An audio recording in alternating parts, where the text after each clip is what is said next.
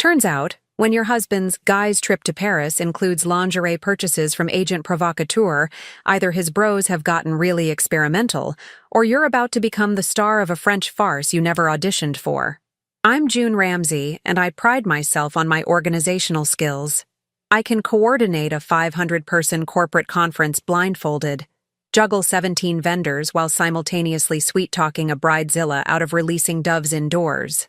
My color-coded calendar system has been featured in Real Simple magazine. So when my husband Barrett, a man whose idea of planning ahead is remembering to DVR the Broncos game, suddenly became secretive about a once-in-a-lifetime trip with his college buddies, my finely tuned bullshit detector started screaming louder than a smoke alarm at a frat house.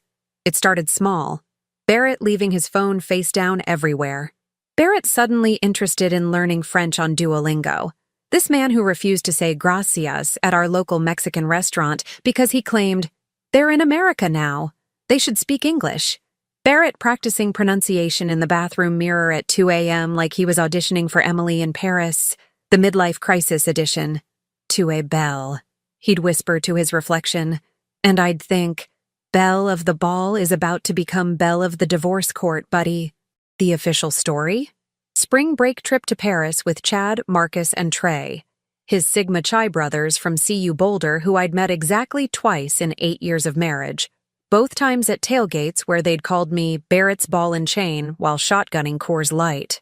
These middle-aged finance bros were supposedly going to experience art, culture, and the Louvre. Right. And I'm secretly Beyoncé, but I'm a professional event planner, which means I'm basically a detective with a Pantone book. So I did what I do best. I created a spreadsheet. Column A, Barrett's normal behavior. Minimal grooming, boxers from Costco, considers Olive Garden date night. Column B, Barrett's Paris trip behavior. Teeth whitening, designer cologne, watching YouTube videos about how to kiss like a French man. Column C, red flags that could be seen from space. The evidence piled up faster than dirty dishes in a teenage boy's bedroom. Credit card statements revealed charges at boutiques I'd never heard of. A hotel reservation confirmation email that appeared briefly on our shared iPad before being frantically deleted, but not before I screenshot it and noted the details. Hotel Plaza Athénée, Suite Romance, March 27 to 30. Suite Romance, for a guy's trip.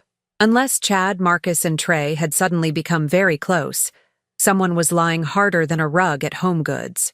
Wednesday, March 13th, I was supposed to be finalizing details for a pharmaceutical conference. Instead, I was reverse engineering my husband's affair like I was defusing a bomb. The hotel reservation? Under the name B. Montgomery, Barrett's mother's maiden name because he's creative like a paint-by-numbers set. The room? Booked for 2 people. The special requests? Champagne, rose petals, and privacy. I called the hotel, pretending to be Barrett's assistant, a role I'd apparently been playing in our marriage anyway. "Yes, Mademoiselle Ramsey," the concierge said, his accent thick as French butter. "Monsieur Montgomery has requested our honeymoon package. Very romantic." He also made reservations at Le Jules Verne for Thursday evening. Le Jules Verne, the restaurant in the Eiffel Tower where reservations require a sacrifice to the French gods of cuisine and your firstborn child. The same restaurant where I'd mentioned, casually just once, 7 years ago, that I'd love to celebrate our anniversary there someday. Apparently, our anniversary didn't make the cut, but his midlife crisis did. I should have felt devastated, betrayed, shattered into a million pieces like that champagne flute I'd thrown at the wall after seeing the credit card statement from a jewelry store. Because yes, there was also a jewelry store. Instead, I felt something else entirely. The cold, calculated fury of a woman who'd spent 8 years planning perfect events, only to discover she'd been the entertainment, not the guest of honor. The jewelry purchase was the nuclear option of evidence. March 15th, Cartier, Denver. $16,000. I checked our joint savings. Barrett had withdrawn it without mentioning a word. Not for our anniversary, not for my birthday, for her. But who was her? Enter social media stalking, my secondary superpower after budget reconciliation. I started with Barrett's Instagram follows. He'd recently followed someone new, A soulful Simone, a life coach and spiritual guide whose bio read, helping others find their authentic selves, living my truth, Paris dreamer. Her real name, according to her LinkedIn, Sharon Finkelstein from Tampa, Florida. She'd attended the same corporate wellness retreat Barrett's bank had hosted 6 months ago in Scottsdale, the one he'd insisted on going to despite calling wellness retreats hippie nonsense for our entire marriage. Her Instagram was a masterclass in what I call inspirational homewrecker aesthetic. There are pictures of her doing yoga at sunset, quotes about following your bliss even when society doesn't understand, and, here's the kicker, recent posts about manifesting a romantic Parisian adventure with my twin flame. Twin flame. I was going to twin flame his credit cards into oblivion. I scrolled through her followers and found something interesting. 3 other middle-aged men with corporate headshots and wedding rings conspicuously absent from their profile pictures, all liking every single post. Sharon, it seemed, wasn't just ruining my marriage, she was running a whole operation. But that was a problem for later. Right now, I had a more immediate situation. Barrett's guys trip was scheduled for March 27th, the same week as his mother's 70th birthday party that I'd spent 3 months planning. The party he'd insisted he absolutely couldn't miss for anything. Friday afternoon, March 15th, I sat at our kitchen island, the one I'd picked out in the house I'd decorated, in the marriage I'd apparently been having with myself, and made a decision. I wasn't going to confront Barrett. I wasn't going to cry or scream or play the role of the hysterical wife having a breakdown in suburban Denver while he sipped wine in the City of Light. I was going to do what I do best. Plan an event. And this event was going to be one nobody would forget. I opened my laptop, booked a flight to Paris for Monday, March 25th, 2 days before Barrett's arrival, and began crafting what I like to call Operation Surprise. Barrett thought he was planning a romantic getaway. Sharon thought she'd found her twin flame. But me? I was planning the party of the year. And unlike my usual events, this one had a very special guest list. 1 cheating husband, 1 fraudulent life coach, and a surprise appearance by reality itself. Paris isn't just for lovers, I thought, sipping my wine and updating my spreadsheet with international flight details. It's for lawyers, too. And I was about to give Barrett the education of his life, taught in fluent French, English, and the universal language of consequences. Monday, March 25th, I landed at Charles de Gaulle Airport at 6 a.m., looking like every other exhausted American tourist, except I was running on pure spite and 3 espressos from the Delta Lounge. Revenge, I discovered, is an excellent substitute for sleep. The Uber driver who took me to the Plaza Athénée asked if I was visiting Paris for the first time. Business trip, I said, which was technically true. The business just happened to be destroying my husband's affair in the most spectacular way possible. The hotel was everything the pictures promised. Gilded, elegant, dripping with the kind of old-world luxury that makes you feel like you should be wearing pearls just to walk through the lobby. I approached the front desk with my best corporate professional who tips well smile. Bonjour, I'm June Ramsey, assistant to Monsieur Barrett Montgomery. I'm here to ensure everything is perfect for his arrival on Wednesday. The desk attendant, whose name tag read Etienne, lit up like a Christmas tree. Ah oui, the honeymoon suite. We have prepared everything as requested. Actually, I said, sliding my credit card across the marble counter, I'd like to make some upgrades. Monsieur Montgomery is quite particular, and I want to ensure everything exceeds expectations. Nothing loosens lips like an American corporate card with no spending limit. Over the next hour, I learned everything. The champagne Barrett had ordered? Basic. I upgraded to Dom Perignon, on my card naturally. The rose petals? I doubled them. The do not disturb signs? I had them make custom ones that read, happily married man inside. But the real genius was in the details. Etienne, I said, leaning in conspiratorially. Monsieur Montgomery is planning to surprise his companion. I want to ensure the room reflects his true feelings. Could we perhaps add some personal touches? Photos, maybe? 20 minutes and 200 euros later, Etienne and I were best friends. I showed him my wedding photos. Barrett and me at our Denver ceremony, Barrett and me at his company Christmas party, Barrett and me at the gated community 4th of July barbecue where he'd told everyone I was the best decision he ever made. How romantic, Etienne said. These will display beautifully on the digital photo frame in the suite. On a loop, I specified. Every 30 seconds. Can't let him forget why he's such a lucky man. Etienne's smile was pure French mischief.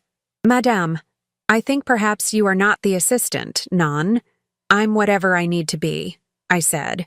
Tuesday, I spent the day living my best life in the city Barrett thought he'd be enjoying with his spiritual twin flame. I had coffee at a sidewalk cafe where I watched Americans butcher the language and French waiters die inside. I walked along the Seine, bought a beret I'd never wear, and ate so much cheese I basically became French by osmosis. But mostly, I planned. The restaurant reservation at Le Jules Verne was for Thursday at 8 p.m. The evening Barrett was planning to propose. Yes, propose. I'd found the receipt for the Cartier ring in his luggage, which he'd hidden in the garage like I wouldn't notice the new combination lock on his golf bag. Amateur. I showed up at Le Jules Verne for a consultation. Madame Ramsay, the maitre d', Philippe, greeted me like I was visiting royalty. I'd called ahead, explained the situation, minus the part about it being my husband, and requested the full romantic experience consultation for a client's very important proposal. We have prepared the table with the best view of the Trocadero, Philippe said, walking me through the space. The restaurant was stunning, all floor-to-ceiling windows and glittering Paris spread out below like a jewelry box. Perfect, I said. Now, about the proposal itself. My client wants everything documented. Professional photographer? But of course. Wonderful. And he's requested that his family be here to celebrate afterward. They're surprising him by flying in. Can we accommodate 12 additional people at nearby tables? Philippe's eyes widened. 12? His mother is very traditional, I explained. She wouldn't miss this for the world. In fact, she's so excited. She's bringing his father, his siblings, his Aunt Carol who never leaves Oklahoma. I trailed off meaningfully. The best lies are wrapped in truth. Barrett's mother was traditional. She was evangelical. And she would absolutely lose her mind seeing her precious son propose to someone who wasn't his wife. Had I actually invited Barrett's family to Paris? Not yet. That was Wednesday's project. We will arrange everything, Philippe promised. One more thing, I said, pulling out my phone. Could your photographer also capture the moment from multiple angles? My client wants to share it on social media. You know how millennials are. Barrett was a millennial in age only. The man still printed out MapQuest directions, but Philippe didn't need to know that. Wednesday morning, I was at a cafe across from the Plaza Athénée at 7 a.m., watching the entrance like I was on a stakeout, which, technically, I was. Barrett and Sharon's flight was supposed to land at 9, putting them at the hotel around 11. I'd already been inside that morning, pretending to drop off additional materials for the Montgomery reservation. The photo loop was set. The champagne was chilling. The custom do not disturb signs were printed and placed. Everything was perfect. At 10:47 a.m., a taxi pulled up. Out stepped Barrett, looking like every other American tourist trying too hard. Designer luggage, sunglasses that cost more than our first car, and a blazer that screamed, "I watched Emily in Paris for fashion tips." Behind him emerged Sharon Simone, and I had to physically restrain myself from laughing into my café au lait. She was wearing a beret, an actual beret, paired with a striped shirt and red lipstick like she was cosplaying as a French person for Halloween. They looked so happy, so excited. Barrett put his arm around her waist, and she gazed up at him like he'd invented croissants. You beautiful idiots, I thought. You absolute disasters of human beings. I watched them enter the hotel, watched Barrett gesture grandly at the facade like he owned it, watched Sharon clutch his arm and giggle. The old June would have cried. The new June took photos for evidence and finished her pastry. Inside, I knew Etienne was checking them in with a smile. I knew they were being escorted to the suite. I knew that in approximately 15 minutes, when they opened that door and saw the champagne, the rose petals, and the custom photo loop of Barrett's actual wife, things were going to get very interesting. But I wasn't there to see the immediate reaction. That would be too easy, too simple. I wanted them to marinate in it, to wonder, to panic. I wanted Barrett to spend the next 24 hours in Paris terrified that his wife somehow knew, somehow followed him, somehow had turned his romantic getaway into a psychological thriller. My phone buzzed. A text from an unknown French number, Etienne. Madame, they have entered the suite. Monsieur Montgomery appears surprised. The woman is asking many questions. Shall I send the champagne now? I typed back, with the card that says, from your wife who paid for everything. Merci, Etienne. 3 dots appeared. Then, you are my hero, madame. This is better than television. I smiled, left cash on the table, and walked back toward my own hotel, a charming little boutique place in Le Marais that cost 1/3 of the Plaza Athénée and had better croissants. Tomorrow was Thursday. Tomorrow was the proposal that wouldn't happen. Tomorrow was the family reunion that Barrett didn't know was coming. Tomorrow, I was going to give my husband exactly what he deserved. The truth, served French style, with a side of public humiliation and a garnish of divorce papers. But tonight I had reservations at a little bistro where the waiter didn't speak English, and the wine list was longer than my marriage vows. I was going to eat, drink, and enjoy the fact that somewhere across the city, Barrett was having the worst romantic getaway of his life. And the best part? He had no idea it was only going to get worse. Bon appétit, Barrett, I thought, raising my wine glass to the Parisian sunset. Bon appétit. Wednesday night, while Barrett was presumably having a breakdown in his honeymoon suite, I was having the revelation of my life over a bottle of Sancerre and the hotel's complimentary Wi-Fi. Sharon Finkelstein wasn't just ruining my marriage. She was running a goddamn franchise. I'd started digging deeper into her social media, following the trail of middle-aged men who liked every single one of her inspirational posts. 3 profiles stood out. Mark T. Finance. Wedding ring in older photos, conspicuously absent in recent ones. A David Corp Hot exec. Bio mentioned newly separated. And Richard M. Consulting, whose profile picture was clearly taken at the same Scottsdale wellness retreat where Barrett met Sharon. I created a burner Instagram account, a wellness watchdog, and started following their followers, looking for connections. What I found was a masterclass in long-con romance fraud. Sharon had a type: successful, married, middle-aged men going through what she probably called their awakening, and what I called their expensive midlife crisis. She'd follow the same playbook with each one: meet at corporate wellness retreats, establish herself as a spiritual guide, gradually escalate to twin flame territory, then suggest a romantic getaway, where the men would inevitably propose with expensive jewelry. But here's the kicker: she never actually married them. She'd string them along for months, bleeding them financially through coaching sessions and spiritual retreats, accepting gifts and cash for her nonprofit foundation. Spoiler alert, there was no nonprofit. And then ghost them when they pushed for an actual commitment. Barrett wasn't her first rodeo. He wasn't even her first Paris rodeo. I found a blog post from a woman named Jennifer in Seattle, posted 6 months ago. How I lost my husband and $47,000 to a spiritual scam artist. The description matched Sharon perfectly, down to the same Paris twin flame adventure pitch. My phone buzzed. A text from an unknown Denver number. Is this June Ramsey? I saw your husband's wife. I found your number through his company directory. We need to talk. Melissa. I stared at the message, my brain calculating possibilities. Then I called. June? The voice was shaky, female, desperate. June Ramsey? Speaking. My name is Melissa Cordova. My husband Marcus Whitfield. I think he's in Paris right now, with your husband, and a woman named Simone. The room tilted slightly. Marcus. As in Chad, Marcus, and Trey. The guys trip bros. Melissa, I said carefully. How did you find me? I've been tracking Marcus's credit cards.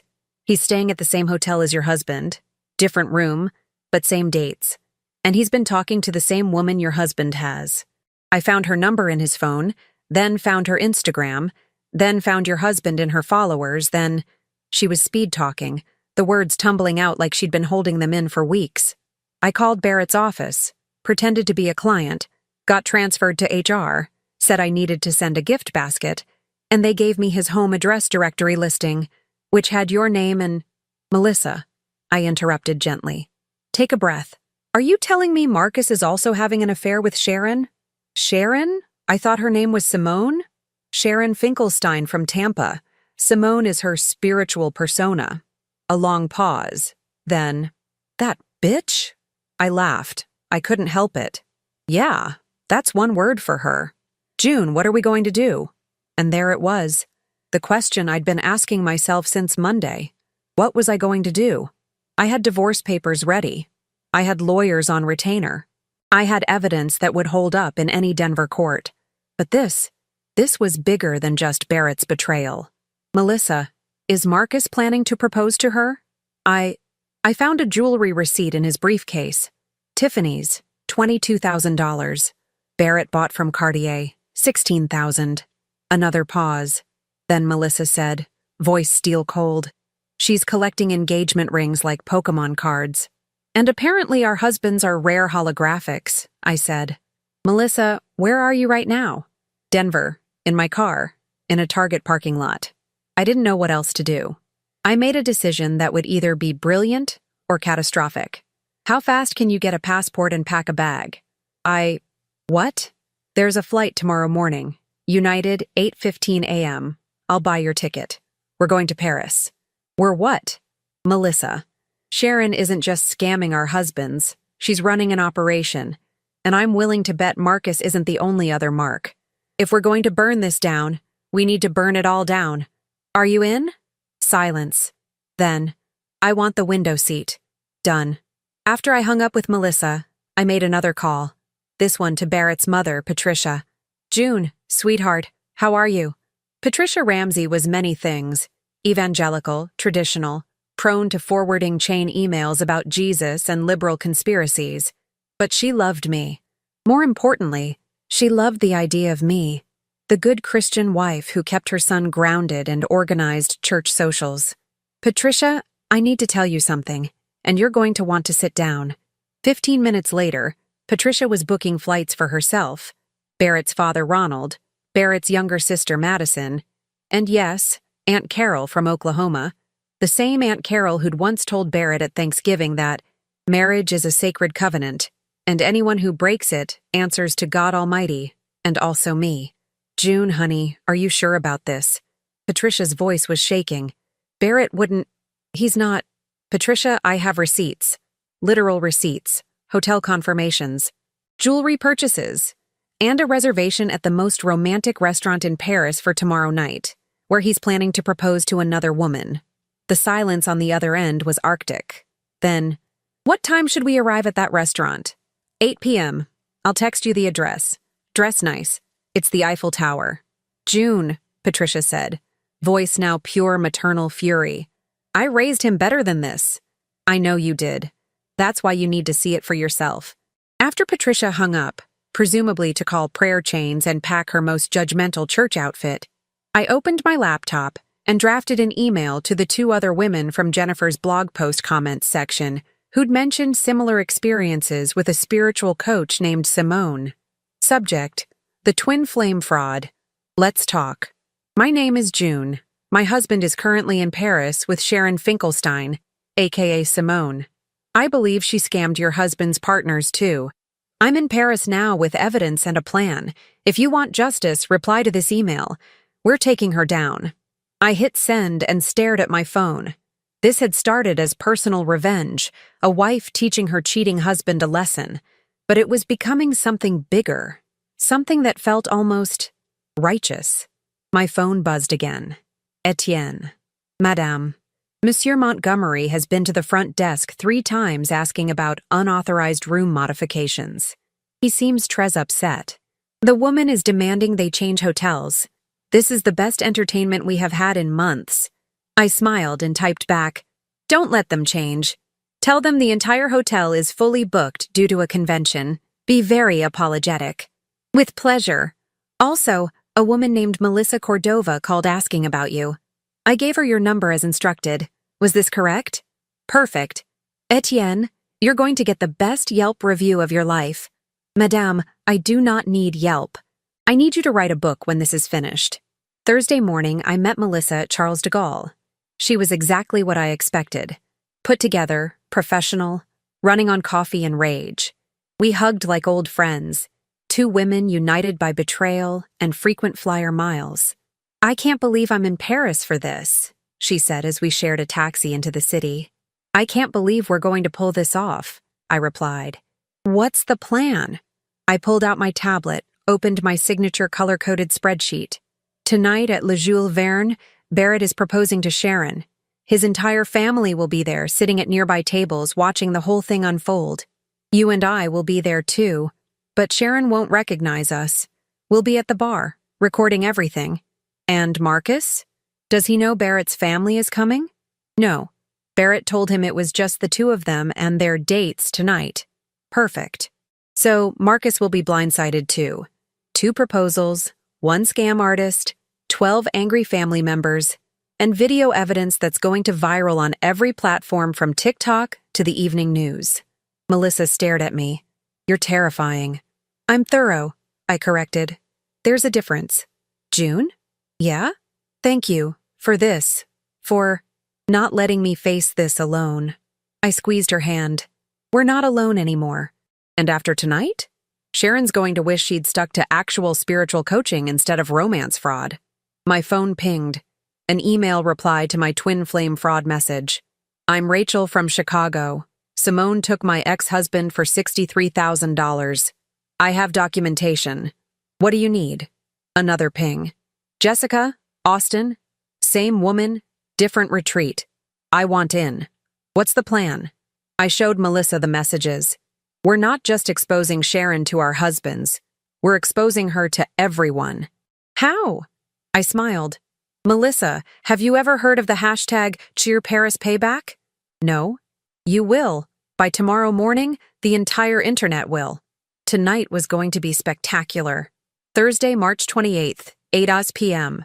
Le Jules Verne was glittering like a jewelry box, all crystal and candlelight with the Eiffel Tower's iron lattice framing panoramic views of Paris. Melissa and I sat at the bar, dressed to kill in little black dresses we'd panic bought at Galleries Lafayette that afternoon, looking like any other tourist celebrating a girl's trip. Except we weren't celebrating yet. We were hunting. There, Melissa whispered, gripping her wine glass. That's Marcus.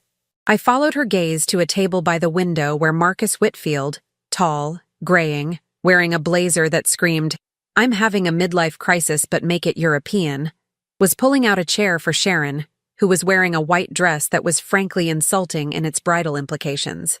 And there's Barrett, I said, my voice steadier than I felt.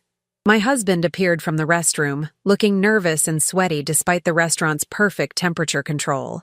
He was wearing the Tom Ford suit I'd bought him for our anniversary last year. The irony wasn't lost on me. But here's what Barrett and Marcus didn't know. They weren't alone. Scattered throughout the restaurant at carefully positioned tables were Patricia and Ronald Ramsey, Barrett's sister Madison and her husband, Aunt Carol, who'd worn her Sunday best and was already glaring daggers.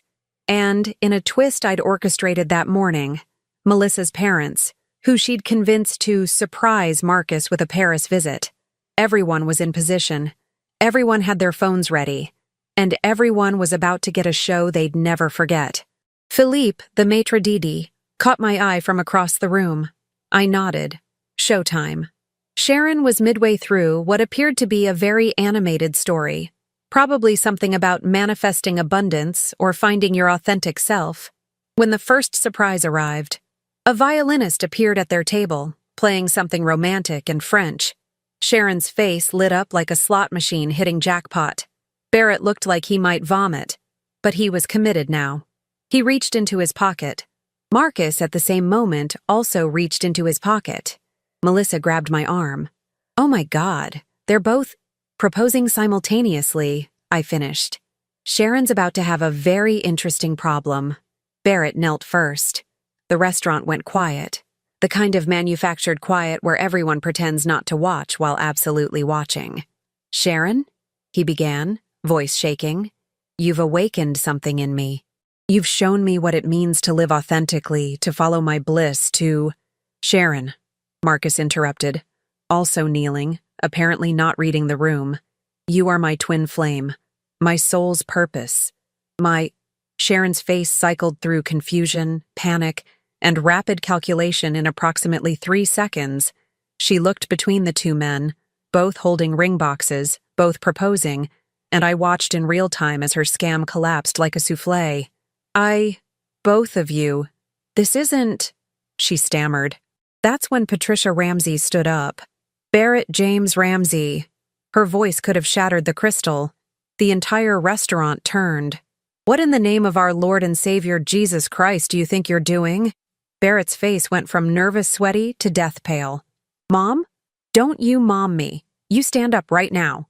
Marcus, still kneeling, looked around frantically and spotted Melissa's parents.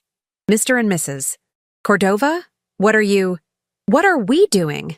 Melissa's father, a retired Marine Corps officer, stood up. What are you doing, son?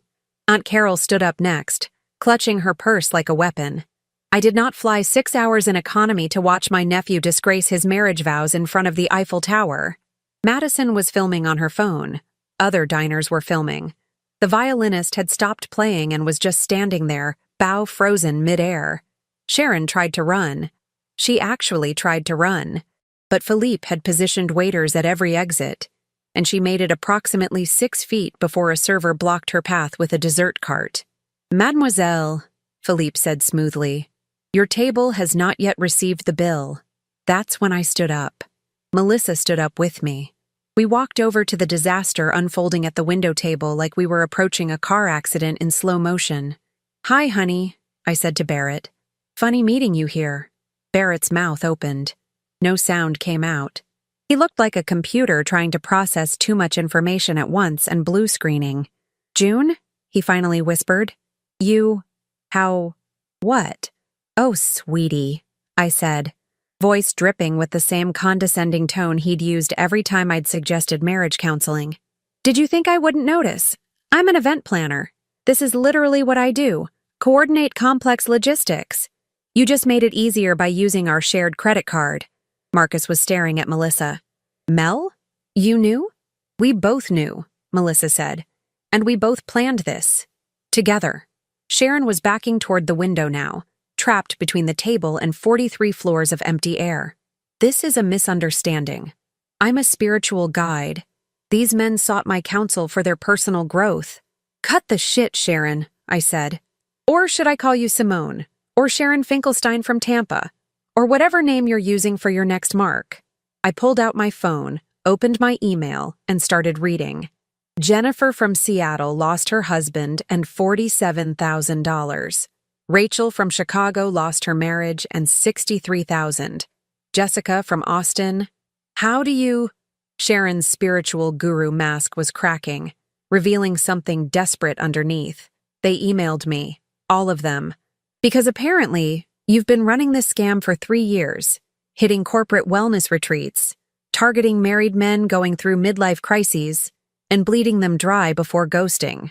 I turned to Barrett. You were going to be number 17. Marcus would have been 18. Congratulations, you're not even original in your terrible life choices. Patricia was praying loudly. Aunt Carol was taking photos. Madison's video was definitely going on TikTok. Barrett tried to stand up, dropped the ring box, which bounced twice and fell with a sad little tink against a table leg. June, I can explain. Explain what? That you were so desperate for meaning in your life that you fell for a con artist with a fake French name and a Pinterest board personality? That you spent our savings on a ring for someone who's simultaneously engaged to your frat brother? That you brought her to the restaurant I mentioned wanting to visit for our anniversary? Our anniversary, Barrett said weakly, like he'd just remembered I existed. 7 years ago, Barrett. I said it 7 years ago, and you said Le Jules Verne was overpriced tourist trap food. But for Sharon? Suddenly you're a romantic. The restaurant was dead silent except for the sound of multiple phones recording. This was going to be everywhere by morning. Monsieur Montgomery. Philippe appeared with a silver tray. Your bill. And these additional documents. Barrett looked down at the papers Philippe was holding. His face went gray. Divorce papers. I explained helpfully. Already signed by me. You've been served, in Paris, at the Eiffel Tower, during your failed proposal to a con artist. How's that for authentic living? Marcus was crying. Sharon was calculating escape routes. Barrett looked like he was having an out-of-body experience. Melissa pulled out her own phone. Marcus, I'm filing tomorrow. My lawyer says I get the house, the cars, and custody of the dog. You get to explain to your partners at the firm why our Paris payback is trending with your face attached? What's Paris payback? Marcus whispered. I smiled. The hashtag currently going viral with videos of this exact moment. Madison's been live streaming to TikTok for 6 minutes. Patricia's church prayer chain has already shared it 47 times. And I may have tipped off a few American lifestyle bloggers who were very interested in a story about romance fraud and corporate wellness retreat scams. Sharon made one last attempt at damage control. You can't prove any of this. I'm a licensed life coach. These are just relationships that didn't work out. Actually, a new voice said from behind us. We can prove it. 2 women I'd never met in person walked through the restaurant. Rachel from Chicago and Jessica from Austin, who'd apparently caught red-eye flights after my email. We have documentation, Rachel said, pulling out a folder. Bank transfers, text messages, emails where you explicitly requested money for your nonprofit foundation that doesn't exist. And, Jessica added, we've already filed a complaint with the FBI's fraud division. Turns out, romance fraud across state lines is a federal offense. Who knew? Sharon lunged for the exit. Felipe's waiters formed a human wall. She was trapped, cornered by her own greed, surrounded by angry spouses and documented evidence of years of fraud. The police are already here, Felipe said calmly, waiting in the lobby. We called when Madame Ramsey warned us there might be trouble. 2 French police officers entered the restaurant. Sharon tried the spiritual guide voice one more time. Officers, this is a misunderstanding. I'm being harassed by Mademoiselle Finkelstein, one officer said in heavily accented English. You are wanted for fraud in 3 American states. We have an extradition request. You will come with us, s'il vous plaît. Watching Sharon being led away in handcuffs through one of Paris's most exclusive restaurants while 40 people filmed it was, I'll admit, the most satisfying moment of my entire life. Barrett was still frozen, holding his dropped ring box. Marcus was openly sobbing. Patricia was posting Bible verses. Melissa and I clinked our wine glasses. To Paris, Melissa said. To payback, I replied. The restaurant erupted in applause. Actual applause. From the other diners who'd been watching the whole thing like it was dinner theater. Philippe comped our meals. Madison's TikTok hit 100,000 views in real time. And Barrett? Barrett just sat there, surrounded by his family's disappointment and his own shattered delusions, probably wondering how his romantic Parisian proposal had turned into viral revenge porn and a pending fraud investigation. June, he said finally. I'm sorry. I'm so sorry. Can we talk about this? I looked at him, really looked at him, and felt nothing. No anger, no sadness, just the calm certainty that I'd made the right choice. Barrett, we just did. In front of the Eiffel Tower, with your mother live tweeting it. There's nothing left to say. I turned to Melissa, Rachel, and Jessica. Ladies, I know a fantastic wine bar in Le Marais. First bottle's on me. We walked out together, leaving Barrett and Marcus with their mothers, their mistakes, and the very expensive bill for 2 proposals that would never be. Paris, it turns out, really is the city of love.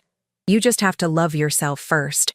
6 months later, I'm sitting at a sidewalk cafe in Le Marais. Not as a woman on a revenge mission, but as someone who actually lives here now.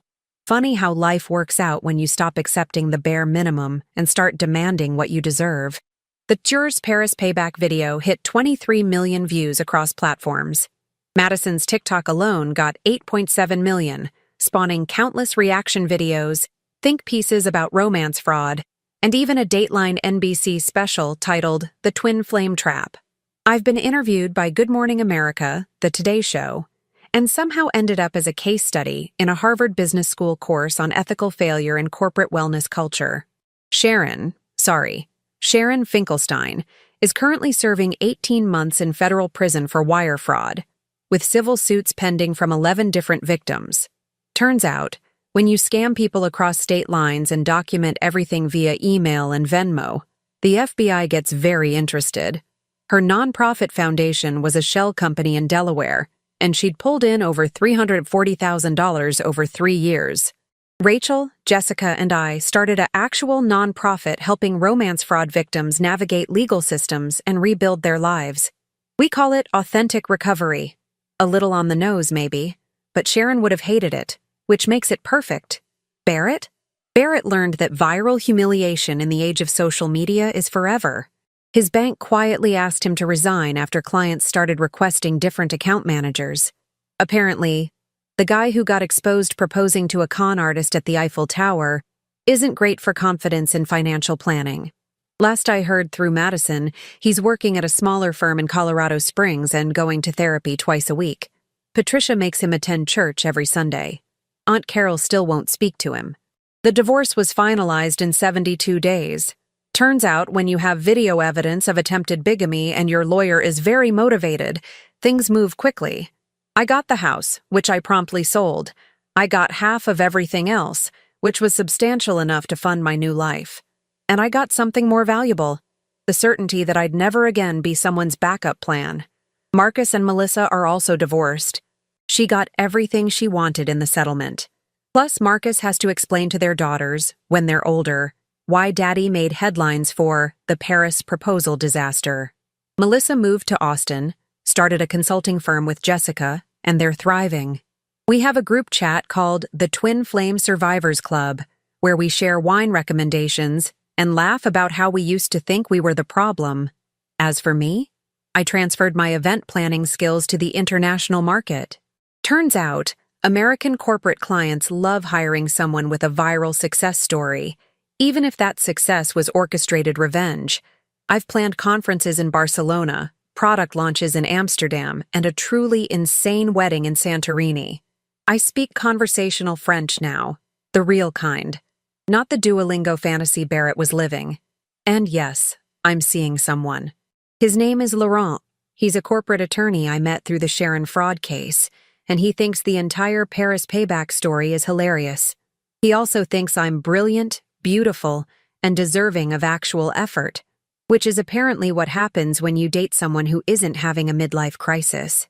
People ask me if I regret how it happened, if I wish I'd handled it privately, quietly, like a dignified woman should. And honestly, no, not even a little bit. Because here's what I learned. There's nothing dignified about suffering in silence. There's nothing noble about protecting someone else's reputation while they destroy your life. And there's nothing wrong with making sure the world knows exactly who wronged you and how. Barrett took my time, my trust, and $16,000 of our savings. But I took something from him too. His comfortable delusion that actions don't have consequences. That he could have his stable, organized wife at home and his exciting spiritual journey on the side. That he could rewrite our marriage as something unfulfilling to justify his betrayal. The truth is, our marriage was unfulfilling. For me. I'd spent 8 years planning everyone else's moments while my own life became background noise. I'd organized his mother's birthday parties, his company events, his life, while slowly erasing my own needs from the equation. Barrett didn't wake up one day and decide to cheat. He'd been taking me for granted for years, and I'd let him. Sharon didn't destroy my marriage. She just exposed what was already broken. But she also gave me the gift of clarity, the push I needed to stop being complicit in my own diminishment, to stop planning everyone else's happiness and start demanding my own. Last week, I had coffee with Patricia. She apologized, for Barrett, for not seeing what was happening, for raising a son who could treat his wife so carelessly. I told her it wasn't her fault, which is true, but I also told her that I was grateful, in a weird way, for how everything unfolded. Grateful? She asked, confused. I got to live in Paris, I said. I built a business I love. I found people who value me. And I learned that I'm perfectly capable of saving myself. She smiled, sad but genuine. June, honey, you always were. Maybe? But I needed to prove it to myself. So here I am, 6 months after the worst night of Barrett's life became the best night of mine, drinking a café crème in the city where I staged my own liberation. The Eiffel Tower is visible from here, glittering in the afternoon sun, and I don't think about proposals or betrayal or revenge anymore. I think about how far I've come, how much stronger I am, how my life isn't background music to someone else's story anymore. It's the main event. And if Barrett ever Googles himself and sees the Paris payback videos still circulating, if he sees me living my best life in the city he tried to ruin for me, well, as Sharon might say, that's just karma doing its authentic work. Except, unlike Sharon, I actually believe in it. So here's something they don't mention in bridal magazines. The optimal distance for throwing a bouquet is also, coincidentally, the perfect range for launching it at your cheating fiancé's face. I'm Elise, and apparently when they said, something borrowed, something blue, nobody specified that shouldn't include your best friend borrowing your future husband for extracurricular activities. Let me paint you a picture. It's 1:47 p.m. on a Saturday in July, and I'm standing in the bridal suite of Charleston's historic church. You know, that postcard-perfect venue with the white columns and Spanish moss that every Southern girl supposedly dreams about. I'm in a dress that cost more than my nursing school loans, holding a bouquet of white roses that suddenly feel like a weapon, and I've got exactly 13 minutes before I'm supposed to walk down that aisle and commit the biggest mistake of my life. Except I'm not going to do that. Because 3 months ago, on a perfectly mundane Monday while Graham was showing a very important client around a waterfront mansion, I discovered that Apple's ecosystem is both a technological marvel and a relationship-destroying machine. See, Graham's Apple Watch was synced to my iPad. And when you're casually scrolling through Pinterest looking for centerpiece ideas for your wedding, you don't exactly expect to see text messages popping up that say, "Can't wait until this charade is over and we're free. Counting down the days until Maldives, baby." The sender? Not some random side piece. Oh no, that would be too simple. It was Vera. You know Vera, my supposed best friend since freshman year at College of Charleston, my roommate for 2 years, the person I asked to be my maid of honor because we'd been through everything together. The girl who posted Instagram stories about friendship goals and my person, with pictures of us at brunch. The fitness influencer with 200,000 followers who apparently decided that horizontal cardio with my fiancé counted as part of her workout routine. The messages kept coming, each one a fresh little knife to the gut. Pictures I will not describe because this is a family-friendly revenge story. Plans for after the wedding. Discussions about how Elise is so focused on making everything perfect, she doesn't even notice when Graham comes home late. They weren't wrong about that last part, which honestly stings worse than the betrayal itself. But here's where it gets truly spectacular. Buried in those messages was a confirmation for honeymoon reservations, our Maldives trip, the overwater bungalow I'd spent months researching. Except the reservation had been changed. The names now? Graham Barrett and Vera Caldwell. They were going to steal my honeymoon. Literally. The honeymoon I'd helped plan. The one where I'd carefully selected the resort with the best snorkeling because Graham said he wanted to learn. Apparently, the only diving he was interested in didn't involve coral reefs. For 3 months, I played the perfect bride-to-be. I showed up to dress fittings with Vera, smiled through her helpful comments about how maybe I should try her trainer before the wedding. I nodded enthusiastically when Graham's mother, Judith, who'd dropped $45,000 on this wedding, showed me the custom-engraved champagne flutes she'd ordered. I confirmed vendor appointments, addressed invitations, and pretended I didn't know that my fiancé was sneaking out of bed at 5 a.m. to go running with my maid of honor. You know what they say about nurses? We're good in a crisis. We stay calm. We assess the situation. We make a plan. And let me tell you, I made one beautiful plan. The day before the wedding, during the rehearsal, I watched them. Graham kept finding excuses to stand near Vera. She'd touch his arm and laugh at something he said. His mother beamed at me, talking about how blessed she was to be gaining a daughter. The bridesmaids chatted about their dresses. The groomsmen made jokes about Graham's last night of freedom. And I smiled. God, I smiled so much my face hurt.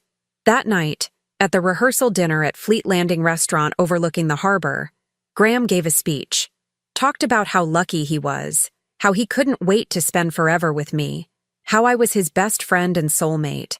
Vera sat 3 seats down, radiant in a pink dress, raising her glass. I caught her hand resting on her stomach for just a second, a protective maternal gesture that was brief but telling. That's when I knew. Not just the affair, not just the honeymoon theft, there was more. So now it's 1:52 p.m. on Saturday, July 13th. My hair is perfect, twisted into some kind of elegant updo that took 2 hours and cost $300. My makeup is flawless. My dress is a stunning A-line with lace details that made my mother cry when I first tried it on. I look like every bridal magazine cover you've ever seen, and I'm about to blow up my own wedding. There's a knock on the door. 15 minutes, sweetie. My mother's voice trembling with excitement. She has no idea what's coming. Nobody does, except me. And maybe the photographer, nice guy named Felix who I hired 6 months ago, before everything went to hell. He's been documenting this whole day, and something in his eyes when he photographed the bridesmaids earlier told me he suspected something was off. Photographers notice things. I take one last look in the mirror. The girl staring back at me looks nothing like the naive pediatric nurse who said yes to Graham's proposal on Folly Beach 18 months ago. That girl thought she'd found her person. This woman? She knows exactly what she's doing. I pick up the bouquet. White roses, eucalyptus, a touch of baby's breath. It cost $400. Seems like a shame to waste it on a groom who's already moved on. The music starts. That's my cue. Time to give 200 people the show they didn't know they came for. The doors open, and suddenly I'm staring down an aisle that looks like something out of Southern Living magazine. Judith really went all out. Hundreds of white roses, candles everywhere. Those gauzy white drapes that probably cost more than my car payment. 200 faces turned toward me, all smiling, all expecting the fairy tale moment. Graham standing at the altar in his Tom Ford tuxedo, looking like every real estate billboard in Charleston come to life. Tall, handsome, that perfectly practiced smile that sells million-dollar properties and apparently sells lies just as easily. Next to him, his groomsmen are lined up like a catalog for men who peak in college. And on the other side, my bridesmaids in their dusty rose dresses. Vera's right there at the front, looking absolutely radiant. Of course she does. Pregnancy glow is real. And apparently so is the glow of getting away with sleeping with your best friend's fiancé. Her Instagram followers would be so proud. Oh wait, they're about to find out exactly what kind of content creator she really is. I start walking. 1 step, 2 steps. My father's arm is locked in mine, and I can feel him trembling with emotion. Dad thinks he's giving away his little girl to a good man. Poor Dad. This is going to require so much therapy. For all of us. As I pass the rows, I see faces I know. Graham's colleagues from Palmetto Elite Properties, all dressed to impress, probably already planning their networking conversations for the reception. My co-workers from Charleston Children's Hospital, some still in that perpetual state of exhaustion that comes with pediatric nursing, but dressed up for the occasion. Our college friends, the ones who'd been around since Vera and I were roommates, who'd celebrated when Graham proposed, who thought we were relationship goals. I reach the front. Graham's eyes are doing that thing. That soft, loving look that I used to think was genuine. Now I know it's the same look he gives clients when he's about to close a deal. Everything's a transaction with him. The efficient, Reverend Matthews, a sweet man in his 60s who's been at this church for 30 years and has probably never seen what's about to happen, clears his throat and begins. Dearly beloved, we are gathered here today. I let him get through about 45 seconds of the standard opening. Long enough that everyone's settled in, phones are away. Judith had a strict no-phones policy during the ceremony, which is about to be hilariously ironic. And the atmosphere is peak sentimental. Then I turn to Graham. He's looking at me with those blue eyes, probably mentally calculating how soon he can get me down that aisle, through the reception, and onto his real honeymoon with Vera. Graham, I say, my voice clear and steady, cutting through the Reverend's speech. The church goes quiet. I have something to say before we continue. His face does this micro-expression thing, Confusion, then concern, then a flash of panic that he quickly tries to hide. Too late. I saw it. Elise, sweetheart, maybe we should… He starts, reaching for my hand. I step back. No, I think everyone here deserves to hear this, especially your mother, who paid $45,000 for this beautiful event. I turn to face the crowd. 200 faces, now thoroughly confused. Judith's in the front row, looking concerned. My mother's next to her, hand over her mouth. Dad's face has gone from proud to alarmed in record time. So, fun story, I say, channeling every ounce of customer service voice I've ever used when dealing with difficult parents in the pediatric ward. Sweet, professional, with just a hint of I'm about to ruin your whole day. 3 months ago, I discovered something interesting. Did you know that when you sync your Apple Watch to someone's iPad, all your messages show up? Technology is amazing, isn't it? Graham's face drains of color. Vera's hand, which was casually holding her bridesmaid bouquet, starts trembling.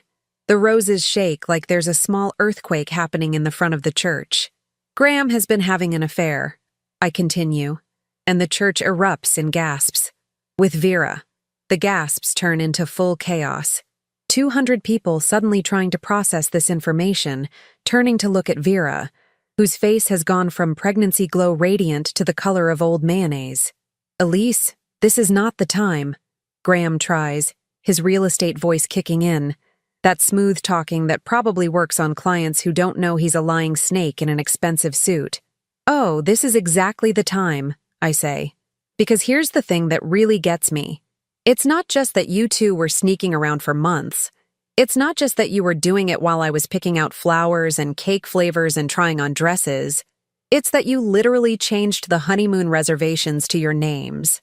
You were going to take my honeymoon, the trip I planned, the overwater bungalow I researched for hours because you said, and I quote, "I've always wanted to learn to snorkel with you, babe." Someone in the back laughs. It's a shocked, uncomfortable laugh, but it's there. The kind of laugh that happens when something is so absurd your brain doesn't know how else to process it. But wait, I say, because I'm on a roll now and this is honestly the most honest I've been in 3 months. There's more. Vera, sweetheart, do you want to share your news? Or should I? Vera looks like she wants the ground to open up and swallow her whole. Her Instagram-perfect face is crumpling, mascara starting to run.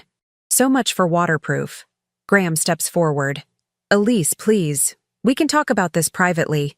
Privately? I laugh. And it sounds slightly unhinged even to my own ears. You mean like how you privately told Vera that I was so focused on making everything perfect that I didn't notice when you came home late? Or how you privately planned to leave me for her after stealing my honeymoon? Judith stands up. Graham's mother, all 5 feet 2 inches of her, in her mother-of-the-groom champagne dress, clutching her custom-engraved champagne flute like it's a weapon. Graham Michael Barrett, what is she talking about? The middle name. The mom voice. Graham actually flinches. Mom, I can explain. Vera's pregnant, I say. Because why let him control this narrative any longer? 3 months.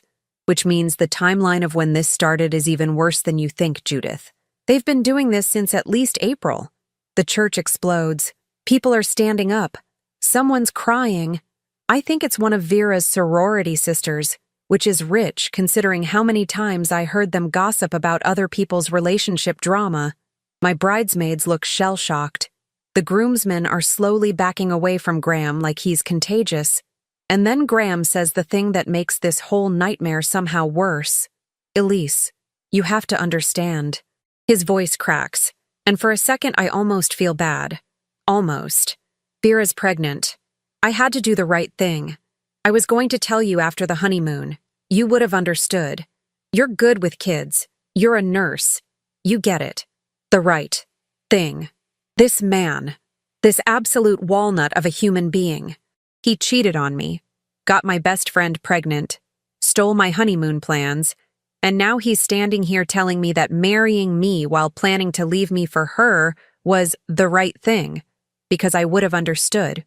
I look at Vera. Did you actually fall for that line? That this was the right thing? She's crying now, full ugly cry, and I almost feel bad for her. Almost.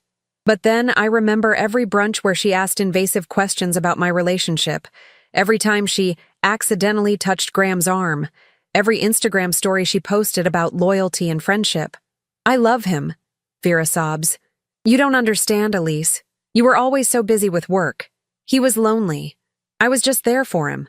You were there for him, I repeat slowly. You were there for him in my bed, I assume? In the condo that's in my name? The one where you crashed for a few weeks last March when your apartment flooded? Her face confirms everything. I turn back to the crowd. My makeup is still perfect. My hair hasn't moved. I look like a bride from a magazine, except magazines don't usually feature brides holding their bouquet like they're considering which target to hit first. So here's what's going to happen, I announce. The ceremony is obviously canceled. But you know what isn't canceled? The reception. The food is paid for. The bar is open. The band is ready. And I already paid for all of it. So you lovely people are going to go enjoy it. Every last bite of that overpriced sea bass. Every drop of the premium open bar. Dance to the band. Take pictures. Have the time of your lives. I look directly at Graham and Vera. You two are not invited. Then I turn to Judith, who looks like she's aged 10 years in the last 5 minutes. I'm sorry your son turned out to be a train wreck in a tuxedo, but thank you for the party.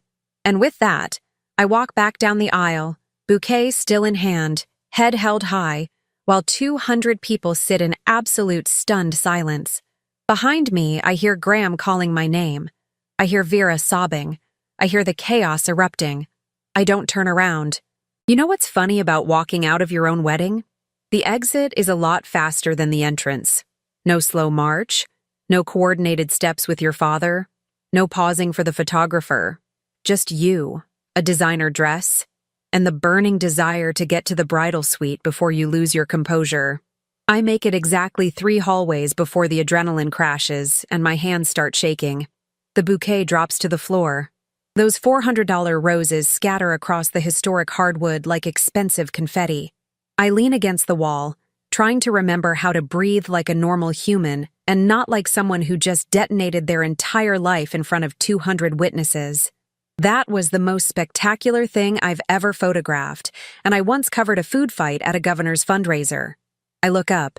It's Felix, the photographer, camera still hanging around his neck. He's maybe 34, with dark hair and this quiet, observant way about him that made me choose him over flashier options. Right now, he's holding out a bottle of water like it's a peace offering. I'm documenting a wedding that didn't happen, I say, taking the water.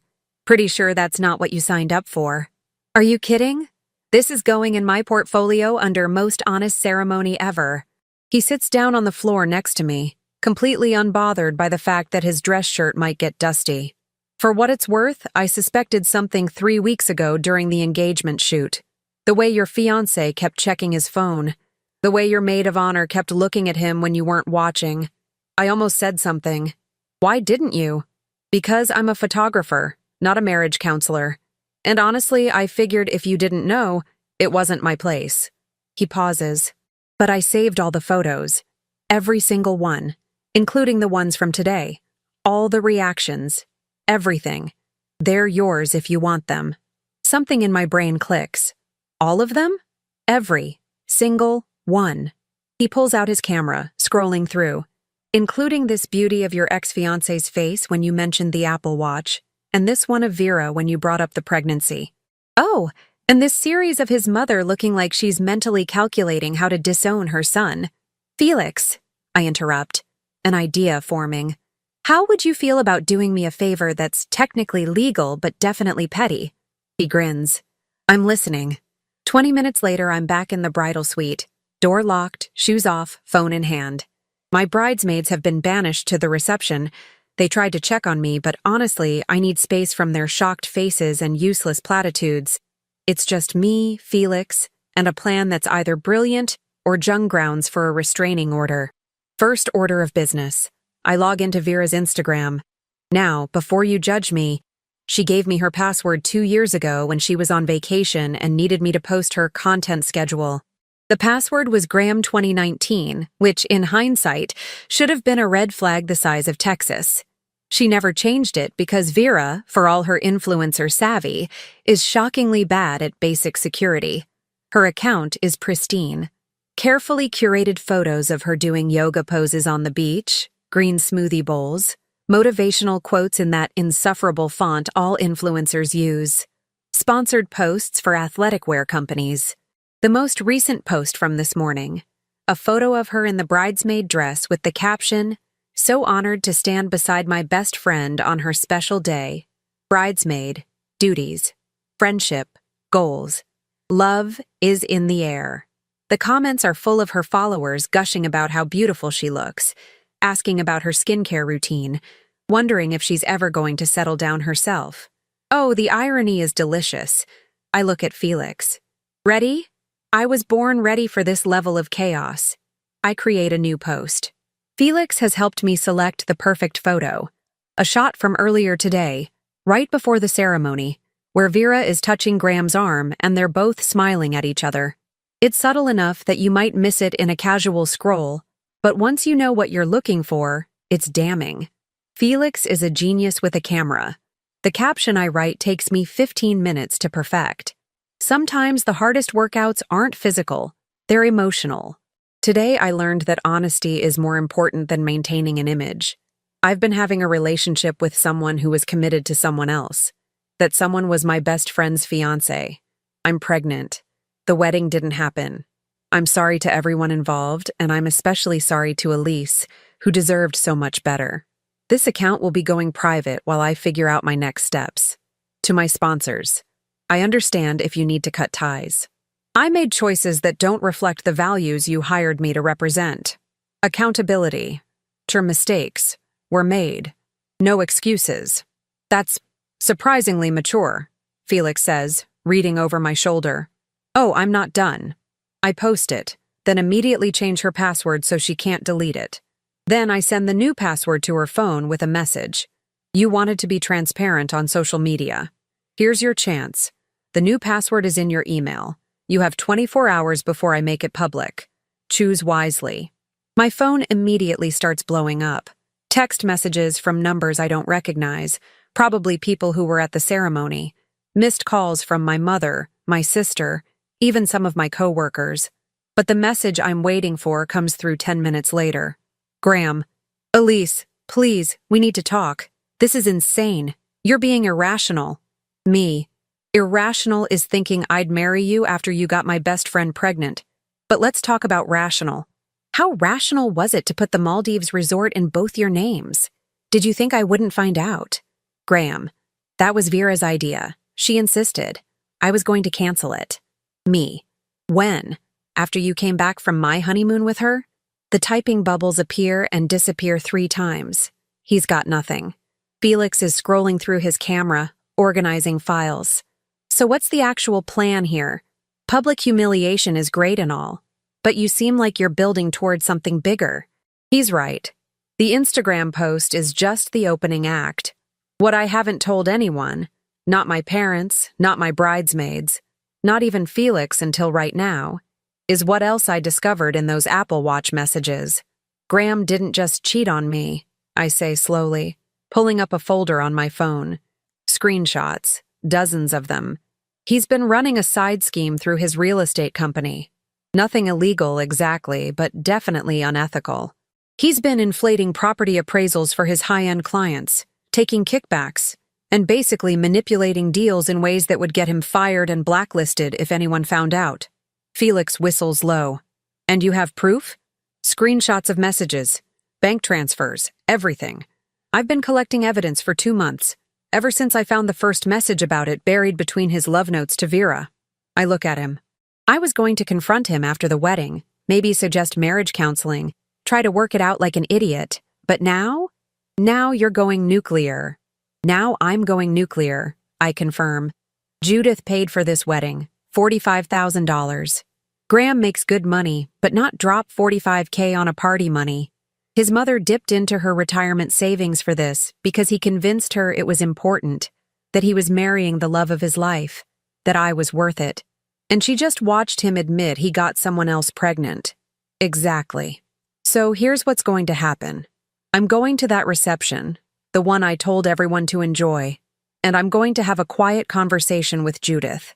I'm going to show her exactly what her son has been doing with his career.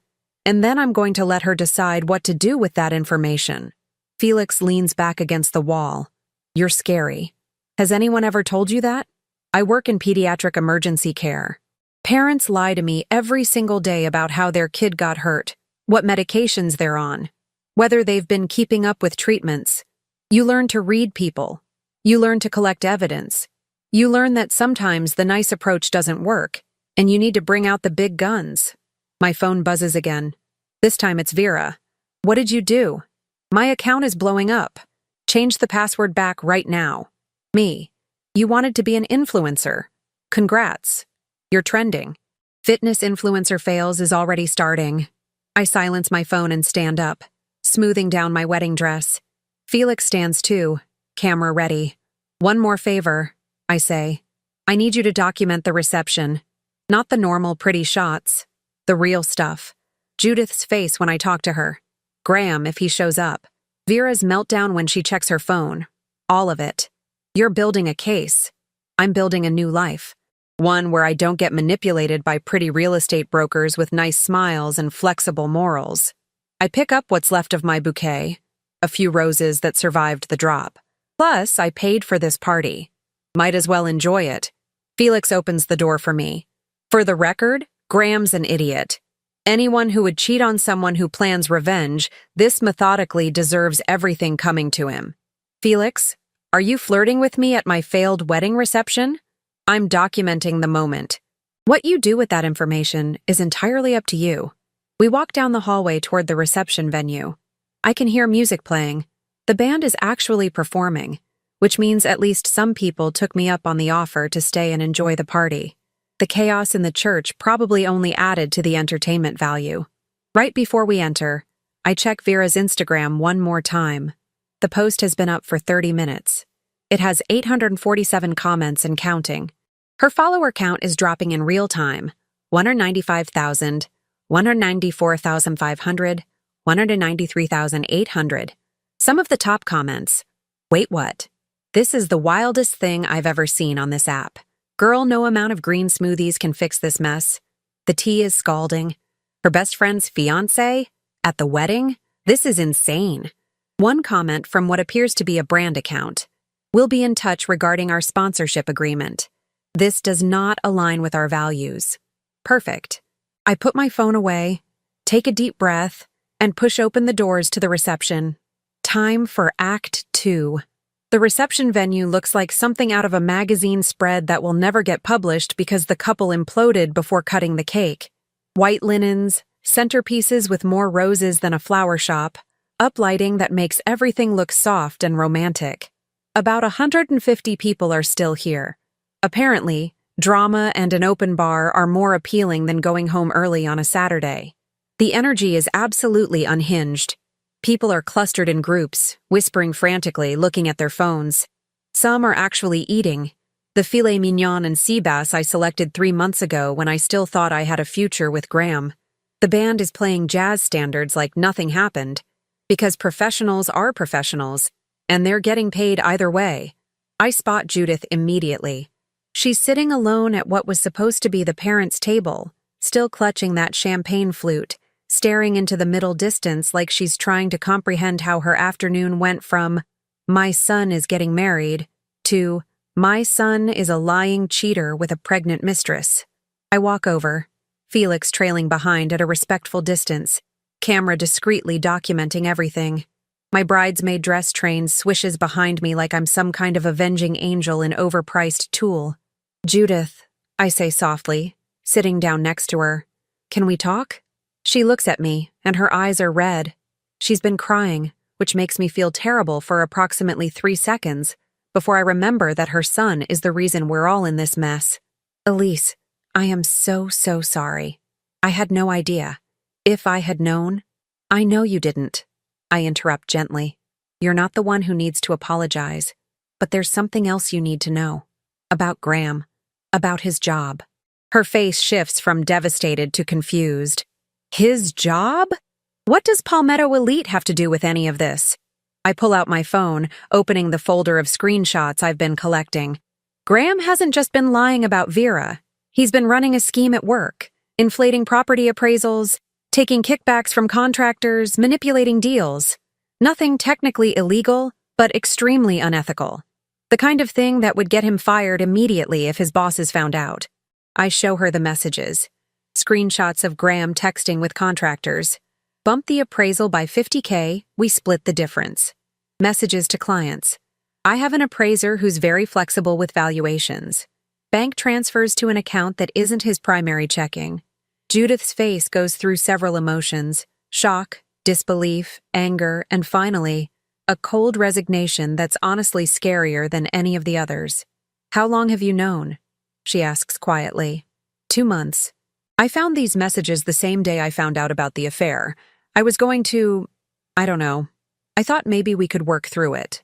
Get counseling. I thought the affair was a stupid mistake and the work thing was just him cutting corners. I laugh bitterly. I was an idiot. You were in love, Judith corrects. That's different. She looks at the phone again, scrolling through evidence. You saved all of this? Every single message. Timestamps, dates, amounts. I'm a nurse. Documentation is kind of my thing. Judith is quiet for a long moment, and I can practically see her brain working through options. She's a retired accountant. Numbers and consequences are her language. His boss, she finally says. Malcolm Wright. We go to the same church. I've known him for 15 years. I'm not asking you to report him, I say quickly. That's your choice. I just thought you deserved to know what your retirement savings paid for. Not just a wedding for your son's future. A party for his double life. Judith stands up, smoothing down her champagne-colored dress. Where is he? Where's Graham? I don't know. I haven't seen him since the church. As if summoned by the universe's sense of dramatic timing, the reception doors open. Graham walks in, and he looks like a man who's had the worst day of his life. Which fair, he has. His tie is loosened, jacket gone, hair messed up. Vera is notably not with him. He spots me immediately and starts walking over. Several people notice and the whisper volume increases. Felix's camera clicks softly. Elise, thank God. We need to talk, privately. This has gotten completely out of hand. Out of hand? I stand up, and I'm aware that everyone in the vicinity has stopped pretending not to listen. You got my best friend pregnant, stole my honeymoon, and your excuse was that you were doing the right thing. What part of that suggests I want to talk to you privately? You posted on Vera's Instagram, he hisses, trying to keep his voice down. Do you have any idea what you've done? Her sponsors are dropping her. People are commenting horrible things. She's having a panic attack in her apartment. Good, I say simply. She's having consequences. Welcome to the concept. Graham's face flushes red. You're being vindictive. This isn't like you. The Elise I know wouldn't. The Elise you know doesn't exist, Graham. She was a version I performed because I thought we were building something together. Turns out, you were building something, just with someone else. Judith steps forward, and Graham finally notices his mother is right there, witnessing this entire conversation. Mom, don't listen to her. She's upset. She's not thinking clearly. Graham Michael Barrett. Judith's voice could cut glass. I just saw evidence of your little real estate schemes. The appraisal fraud. The kickbacks. All of it. Graham's face goes white. That's not... How did you... Elise showed me. Time-stamped messages. Bank transfers. Everything. Judith's voice is shaking, but it's not from sadness anymore. It's from rage. I took money out of my retirement fund for this wedding. Money I've been saving for 30 years. And you used it as a cover while you destroyed your career, your relationship, and apparently any shred of integrity I thought I raised you with. Mom, I can explain. Explain to Malcolm Wright, Judith says coldly. I'm calling him Monday morning. You're going to confess everything to your boss before I do it for you. You wouldn't. Try me. Judith picks up her purse. I'm going home. Elise, thank you for showing me who my son really is.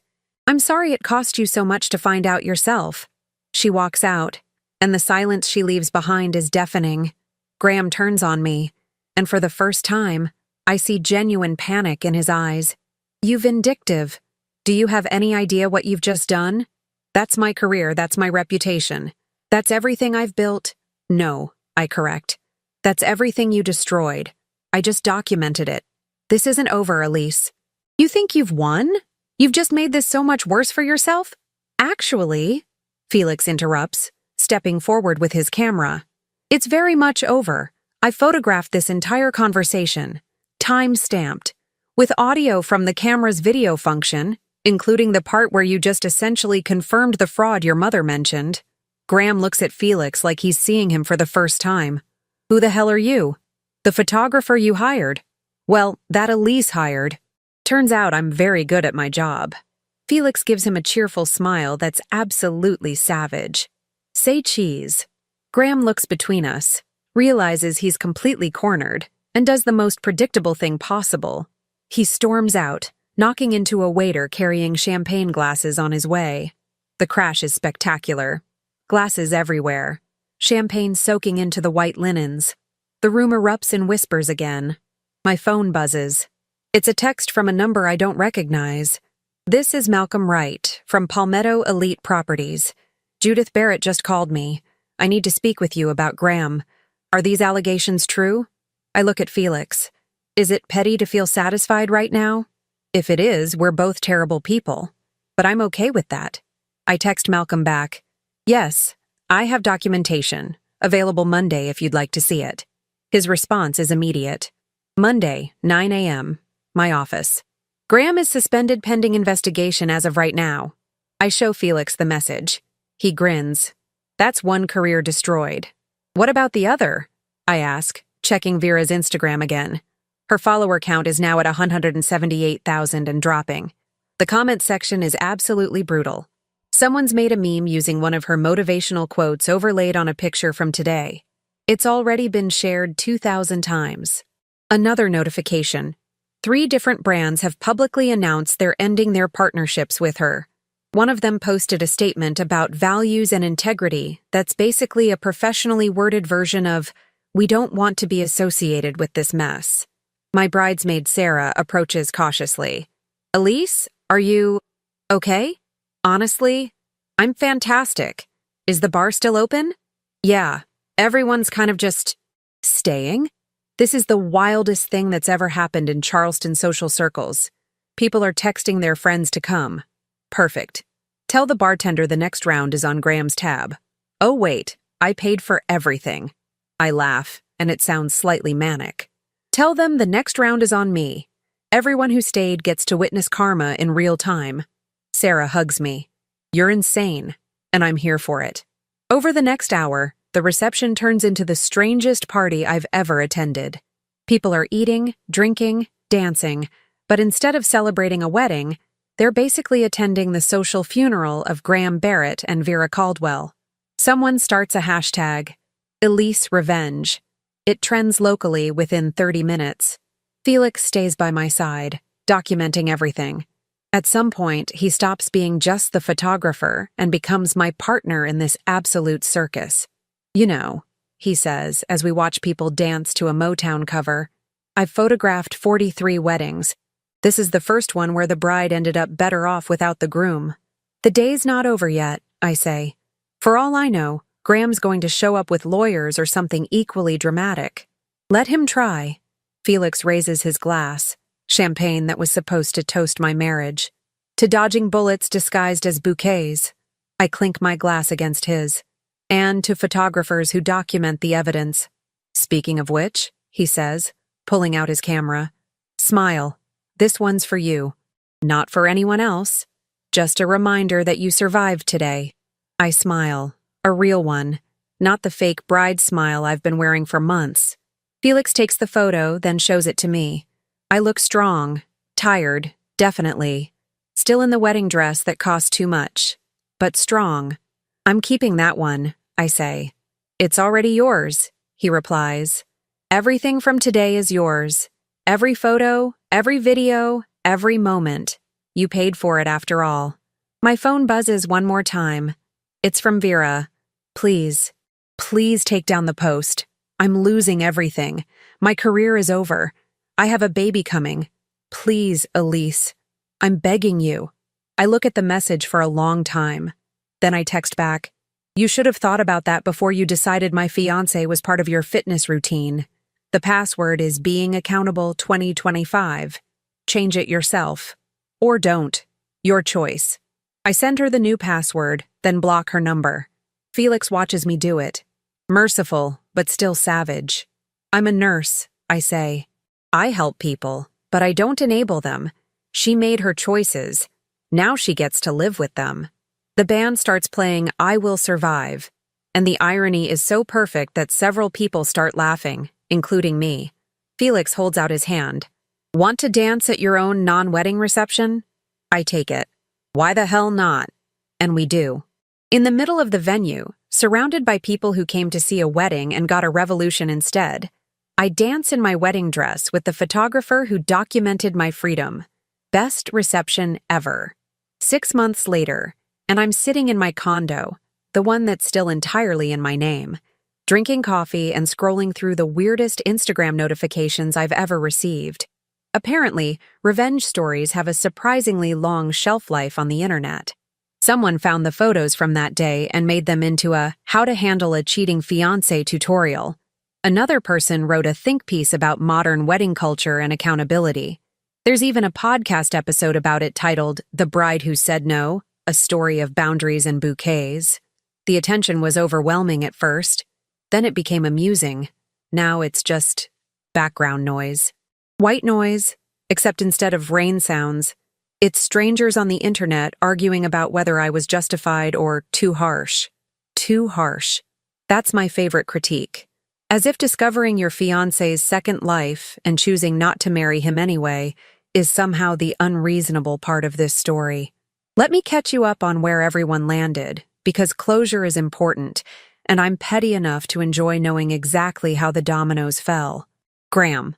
Fired from Palmetto Elite Properties exactly 9 days after the wedding that wasn't. Turns out Malcolm Wright doesn't appreciate real estate fraud. Even the technically not illegal but completely unethical kind. Graham tried to get another job at competing firms, but Charleston's luxury real estate world is smaller than you'd think. Word travels fast when you've been publicly humiliated and professionally disgraced in the same weekend. Last I heard, he's selling used cars in Colombia. The irony of a man who manipulated property values now haggling over Hondas is not lost on me. Vera lost 160,000 followers in total. Her Instagram never recovered, even after she changed the password and tried damage control. Turns out, fitness influencer who got pregnant by her best friend's fiancé isn't a marketable brand. She had the baby, a girl, according to mutual friends who can't help but update me despite my repeated insistence that I don't care. She moved back home to her parents' place in Greenville. No more sponsored posts about green smoothies and yoga poses, just real life, which is significantly less photogenic. Judith sent me a handwritten apology letter 3 weeks after the wedding, along with a check refunding the money I'd spent on my bridesmaid dresses and various wedding expenses. I didn't cash it. Instead, I framed it and hung it in my bathroom as a reminder that some people actually have integrity. She also completely cut Graham off financially, which he apparently did not see coming. I respect her more than I ever respected her son.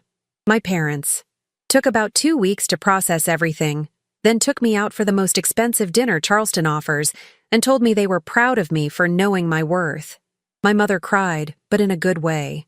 My father, who's normally a forgive and forget type, said Graham was lucky he didn't show up at our house because there are some things even a pastor can't forgive. Dad's a Methodist minister, so this was essentially him threatening violence in the most Christian way possible. My career, completely unaffected, thank God. Turns out pediatric hospitals don't care about your personal drama as long as you show up and take care of the kids. My coworkers were supportive in that efficient medical professional way, brought me coffee, didn't ask invasive questions, and covered my shifts when I needed a mental health day. One of the ER doctors did tell me I was savage as hell, and that she respected it, which felt like high praise from someone who regularly deals with actual emergencies. And Felix, the photographer who documented my liberation, became something much more interesting. We started with coffee 2 weeks after the wedding. He wanted to give me the full collection of photos. I wanted to thank him properly. Coffee turned into dinner. Dinner turned into weekend trips to Folly Beach. Weekend trips turned into him having a toothbrush in my bathroom and me having a key to his studio downtown. We're taking it slow, which feels revolutionary after years of rushing toward a future with the wrong person. He makes me laugh. He calls me out when I'm being stubborn. He's never once checked his phone while we're together and then lied about who he was texting. The bar is literally on the ground, and yet he clears it easily. Last month, he showed me a project he's been working on, a photo series about beginnings and endings. The centerpiece? That photo he took of me at the reception, still in my wedding dress, smiling genuinely for the first time in months. He titled it, Liberation in Lace. Too on the nose? He asked. Absolutely, I said. I love it. Here's what I learned from the whole disaster. People will always have opinions about how you handle betrayal. Some will say you should have been quieter, more dignified, more forgiving. Those people have probably never had their entire future casually demolished by someone who promised forever. I learned that documentation is power. Screenshots, photos, evidence. Keep it all. Not because you're paranoid, but because you deserve to remember the truth when someone tries to rewrite history. I learned that the trash sometimes takes itself out, and your only job is to not chase after it with apologies for being too emotional or too harsh. I learned that closure doesn't always look like forgiveness. Sometimes it looks like blocking numbers, changing passwords, and dancing at your own non-wedding reception with a photographer who saw you at your worst and decided to stick around anyway. Most importantly, I learned that the best revenge isn't actually revenge at all. It's building a life so good that you forget to care about the people who tried to destroy the old one. Graham texts me sometimes. I have him permanently muted, but I can see the notifications pile up. Apologies, justifications, requests to talk like adults. I don't respond. There's nothing he could say that would matter. He made his choices. I made mine. We both have to live with them. Vera sent me a friend request last week. I laughed so hard I choked on my coffee. Declined, obviously. My wedding dress is in storage. I thought about selling it, but honestly, it's earned its place in my closet. It's the dress I wore when I chose myself over a comfortable lie. That's worth keeping. This Saturday, Felix and I are going to Folly Beach for the weekend. No plans, no agenda, just us and the ocean and the understanding that sometimes the best thing that can happen is having your worst fears confirmed before you make a permanent mistake. People ask me if I regret how I handled it. If I wish I'd been more private, less dramatic, more mature. Here's my answer. I regret wasting 3 years on someone who saw me as convenient rather than essential. I regret ignoring red flags because I was attached to a fantasy. I regret not trusting my instincts sooner, but standing up in that church, telling the truth, and walking away from a disaster disguised as a wedding, that I don't regret at all. Sometimes the most mature thing you can do is make a scene. Sometimes quiet dignity is overrated. Sometimes you need to blow up your own life before someone else does it for you. And sometimes, just sometimes, the photographer captures more than just the wedding. He captures the exact moment you become someone who refuses to settle for less than she deserves. That's a picture worth keeping.